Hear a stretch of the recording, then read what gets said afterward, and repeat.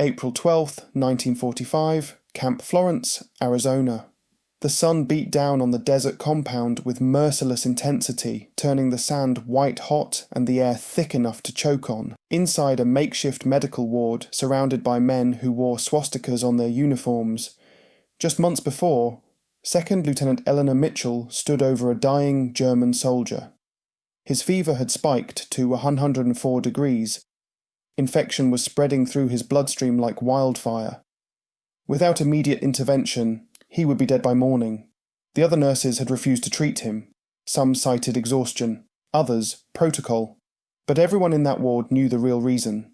This wasn't just another patient, this was a member of the Wehrmacht, a soldier who had fought for Hitler, who had participated in a regime built on hatred and genocide. And Elinor Mitchell was a black woman in 1945 America, a country where she couldn't vote in half the states, couldn't eat at most restaurants, couldn't even use the same water fountains as the men she served alongside. The irony was not lost on anyone. Here was a woman denied basic human dignity by her own country, now facing a choice: let a Nazi die or save him. The Geneva Convention was clear. Prisoners of war were entitled to medical care, but the convention was just words on paper. What happened in that moment, in that stifling desert heat with death inches away, would depend entirely on one person's humanity. Elinor reached for the syringe. Her hand didn't shake. Her resolve didn't waver, because to her, the choice wasn't complicated. It was never about who deserved to live. It was about who she was. And, in the years to come, that single act of defiance against hatred, that refusal to let the darkness win, would ripple through history in ways no one could have predicted. This is the story of how one nurse, armed with nothing but conviction and a vial of penicillin, reminded the world what it means to be human when humanity itself is on trial. Elinor Grace Mitchell was born in Philadelphia in 1919, the daughter of a postal worker and a seamstress. Her childhood was defined by two forces that would shape everything that followed: education and exclusion. Her parents believed fiercely in the power of knowledge, scraping together every spare dollar to ensure their 3 children attended the best schools available to black families. By age 12, Elinor was reading medical journals borrowed from the public library. By 16, she knew exactly what she wanted to be, a nurse, but wanting and achieving were separated by an ocean of obstacles. In 1937, when Elinor applied to nursing programs, most institutions had explicit policies barring black applicants. Those that didn't made the process so hostile that few survived it. She was rejected from 7 programs before finally gaining admission to Freedmen's Hospital School of Nursing in Washington, D.C., one of the few institutions in the country that trained black nurses. The training was brutal. Not just the long hours and physical demands that every nursing student faced, but the additional weight of representing an entire race. Every mistake was amplified, every success was scrutinized. Instructors told them plainly, you will have to be twice as good to be considered half as competent. Elinor graduated 3rd in her class in 1941. She passed her licensing exam on the first attempt, and then she waited. Jobs were scarce. Hospitals in Philadelphia wouldn't hire her. Private practices turned her away without interviews. She worked briefly at a coloured ward in a municipal hospital, changing bedpans and administering basic care, knowing full well that white nurses with half her qualifications were performing surgeries in the floors above. Then came December 7th, 1941, Pearl Harbor. Everything changed, and yet nothing did. The United States Army desperately needed nurses. Recruitment posters plastered every wall, every bus stop, every newspaper. Your country needs you. Elinor enlisted within weeks. She believed, as many did, that serving her country in its darkest hour might finally earn black Americans the respect they deserved. But the Army Nurse Corps had other ideas. Black nurses were accepted, but segregated, assigned only to care for black soldiers or, in some cases, prisoners of war. They were given the lowest priority for promotions, housing, and assignments. Many were sent not to field hospitals near combat zones, but to remote stateside installations, far from the action and far from recognition. In 1944, Second Lieutenant Elinor Mitchell received her orders. Camp Florence, Arizona. A prisoner of war camp housing captured German and Italian soldiers. It was not the assignment she had hoped for. It was not glamorous, but it was necessary. And Elinor had learned long ago that necessity was where character was forged. She packed her trunk, said goodbye to her family, and boarded a train heading west into the desert where the hardest test of her life was waiting. Camp Florence sat 30 miles southeast of Phoenix, a sprawling complex of barracks, guard towers, and barbed wire stretched across flat, unforgiving terrain. The camp had been established in 1942 to house prisoners captured during the North African and Italian campaigns. By early 1945, it held more than 3,000 men, most of them German, along with a smaller number of Italians who had surrendered earlier in the war. The prisoners were not the fanatical SS officers of propaganda films. Many were conscripts, teenage boys, and middle-aged farmers who had been swept into the Wehrmacht's vast machine. Some had never fired a shot in anger. Others had fought bitterly and wore their defeat like a scar. They were a mix of the broken, the defiant, and the simply exhausted. Most just wanted to survive long enough to go home. The camp operated under strict Geneva Convention protocols. Prisoners were entitled to adequate food, shelter, and medical care. In practice, conditions varied. Resources were limited, supplies arrived late or not at all. The medical staff was overworked and understaffed, stretched thin across a population that included everything from routine illness to war injuries that had never properly healed. Into this environment walked Elinor Mitchell. Her arrival did not go unnoticed. Camp Florence had seen black nurses before, but few, and their presence was always a source of tension. Some white nurses resented working alongside them. Some guards made crude jokes. The prisoners themselves reacted with confusion, disbelief, and in some cases outright hostility. Many had been raised in Nazi Germany, fed a steady diet of propaganda about racial hierarchies and the supposed inferiority of non-Aryan peoples. To be treated by a black woman was for some unthinkable. Elinor understood this. She had faced prejudice her entire life. But nothing quite prepared her for the first time a German prisoner refused her care, spitting insults in broken English, demanding a white nurse. The ward supervisor pulled her aside afterward. "You don't have to take that," the supervisor said. "We can reassign him." Elinor shook her head. "I didn't come here to pick and choose who deserves care. I came to do my job." And she did. Day after day she moved through the wards with calm efficiency. She dressed wounds, she administered medications, she checked temperatures and blood pressures and updated charts. She spoke quietly to men who were scared and firmly to those who were difficult. Some prisoners began to trust her, others never did, but all of them eventually received her care. The work was grueling. Arizona heat turned the medical tents into ovens. Supplies were rationed. Penicillin, the miracle drug that had revolutionized treatment of bacterial infections, was in desperately short supply. Every dose had to be justified, documented, and approved. And in the spring of 1945, as Allied forces closed in on Berlin and the full horror of the Nazi regime became undeniable, the question grew louder. Why should these men receive the same care as American soldiers? Why should resources be wasted on the enemy? It was a question Elinor would soon be forced to answer. Not in a committee meeting or a policy review, but in the middle of the night, standing over a man who was dying, holding a vial of penicillin that might save him. And the choice she made would define not just her legacy, but the very meaning of mercy in wartime. It started with a headache.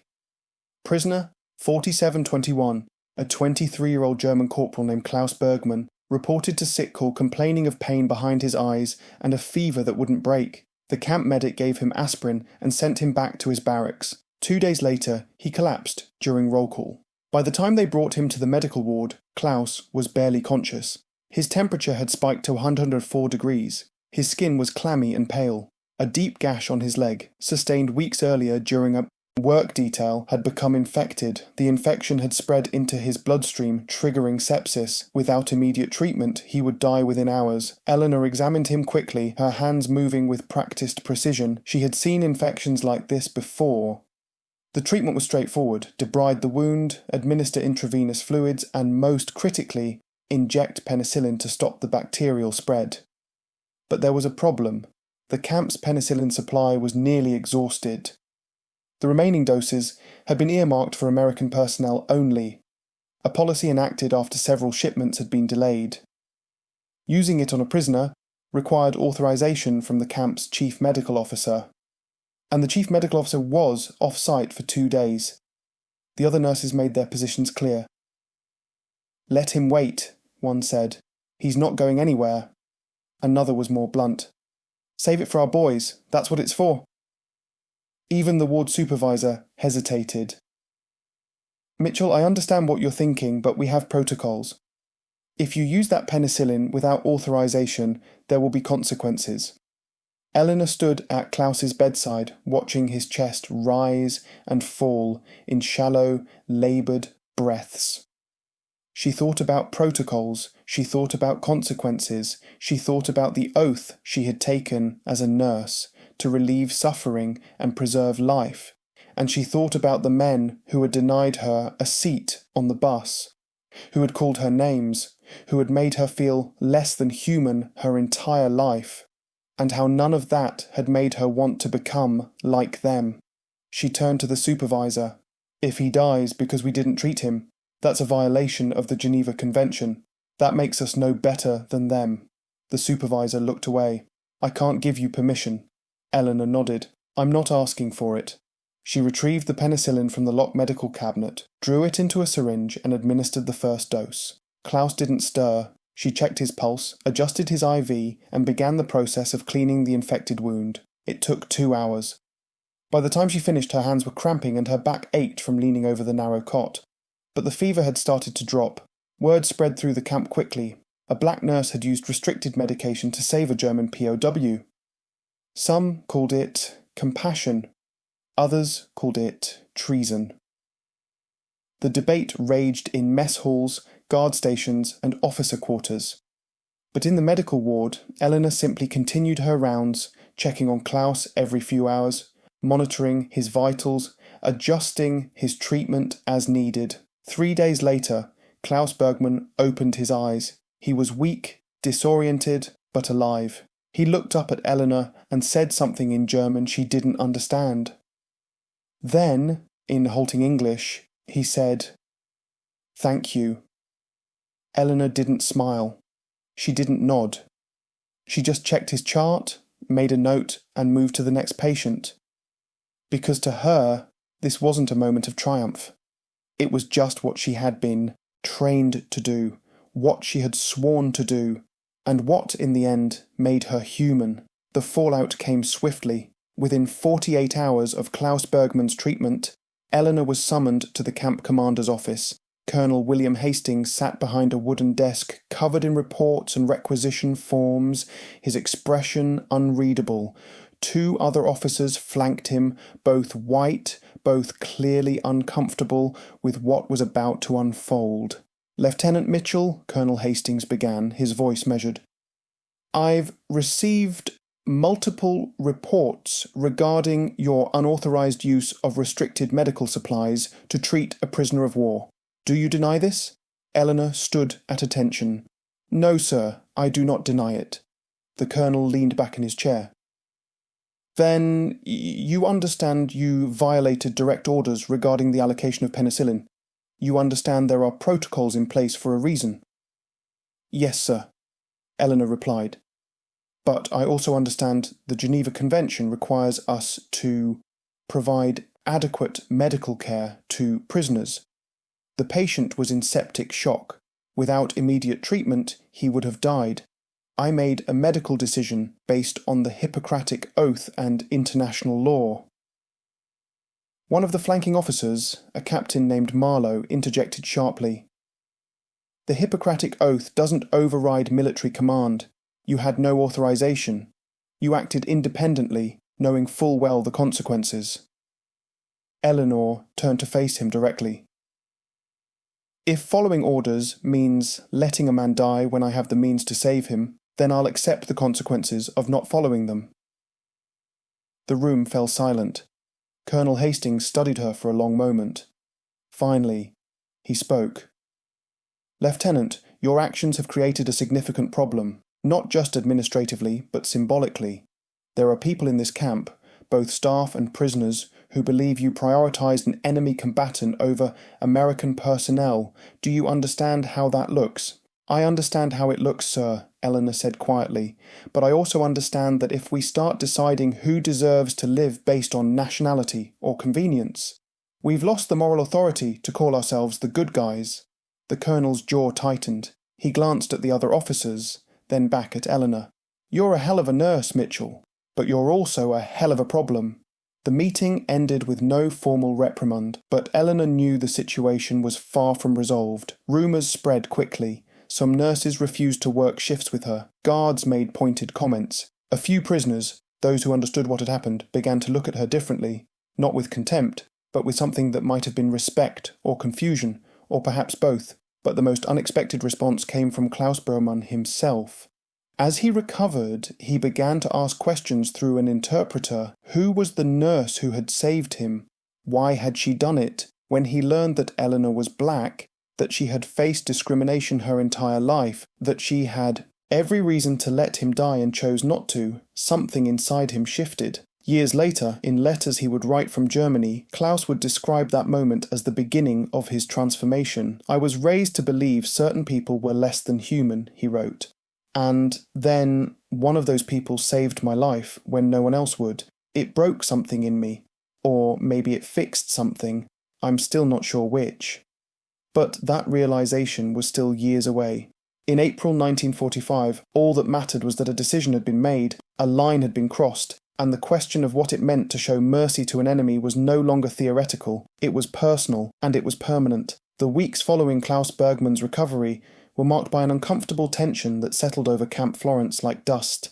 Elinor continued her work, but she was acutely aware of the eyes that followed her through the wards. Some were hostile, others were curious. A few, grudgingly, were grateful. What surprised her most was the change in the prisoners themselves. Word had spread through the barracks about the black nurse who had defied orders to save a German soldier. For many prisoners, it contradicted everything they had been taught. The Nazi regime had built its entire ideology on racial hierarchy, on the belief that some lives mattered more than others. Yet here was living proof that mercy didn't require ideology. It only required humanity.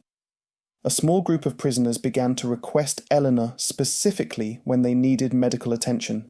At first, the camp staff resisted, but the requests kept coming.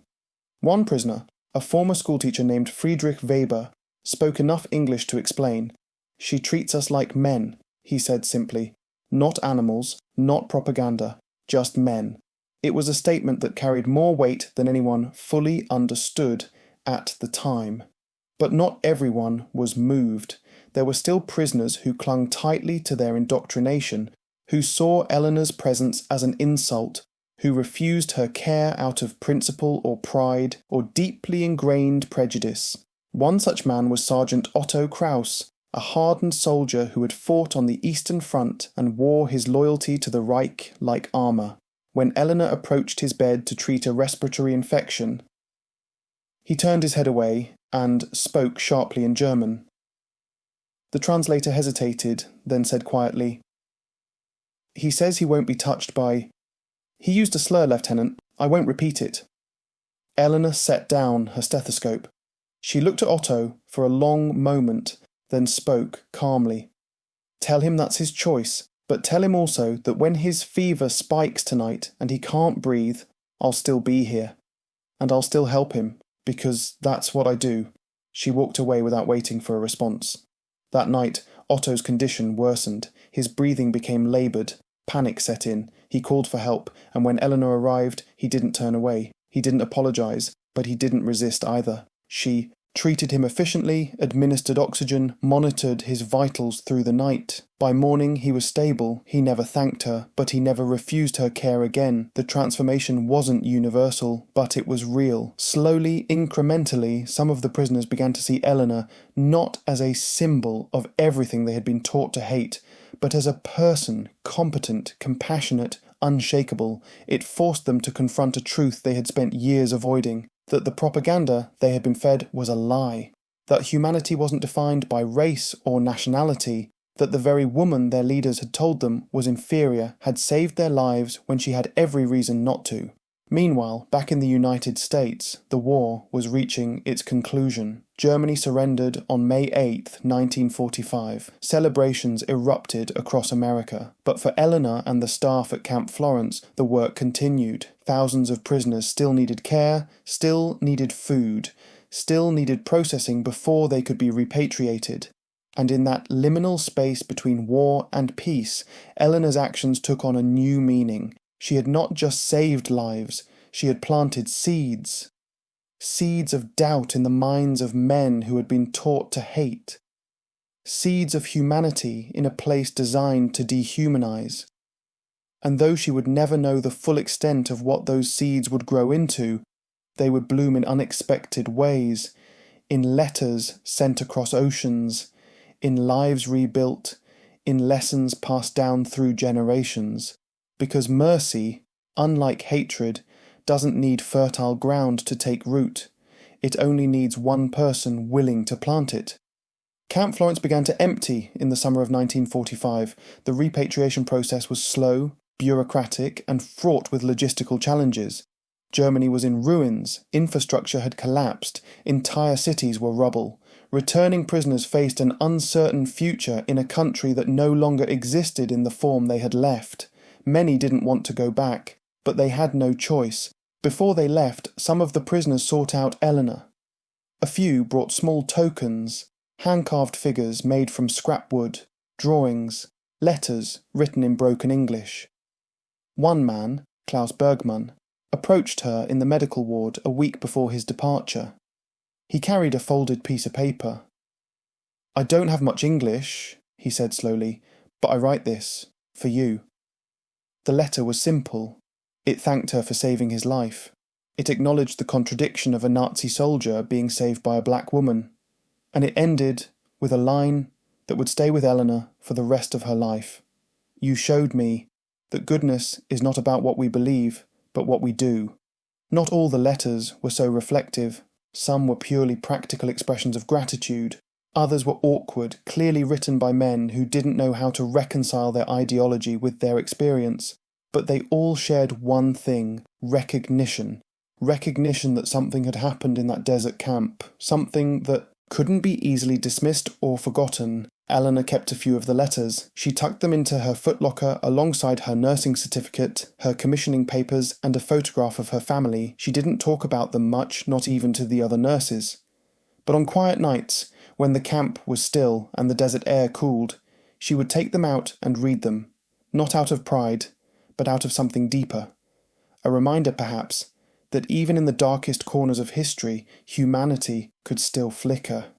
Back home in Philadelphia, Elinor's family knew very little of what she had done.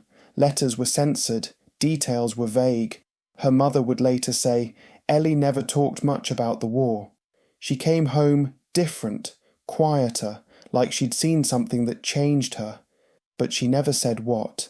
It would be decades before the full story emerged, pieced together from military records, prisoner testimonies, and interviews conducted by historians researching the role of black nurses in World War II.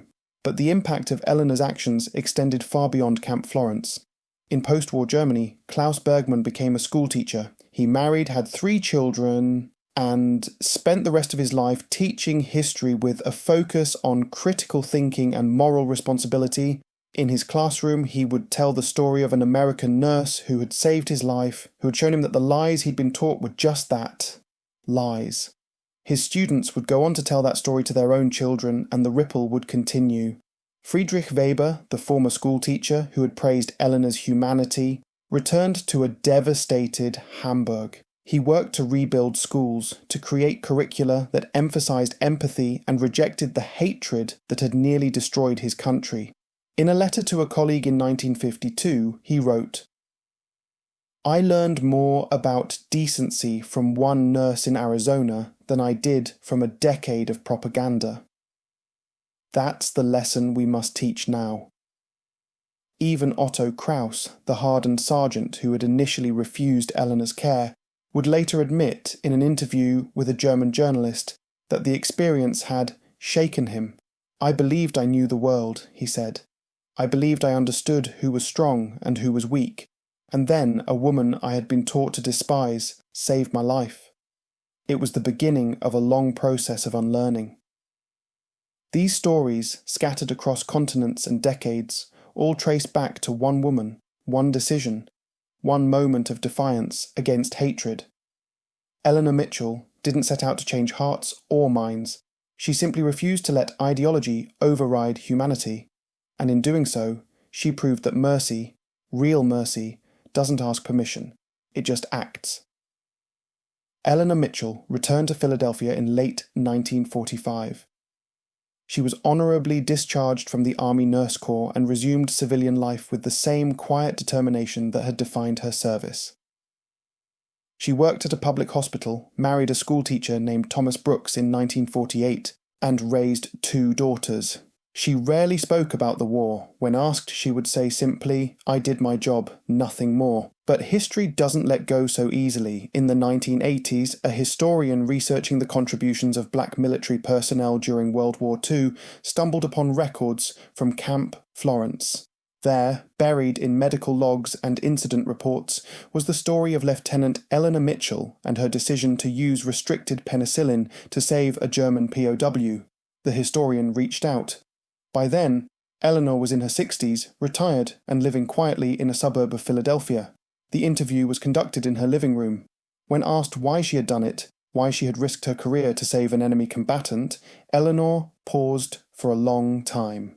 Then she said, "Because if I had let him die, I would have become what they said I was, less than, unworthy.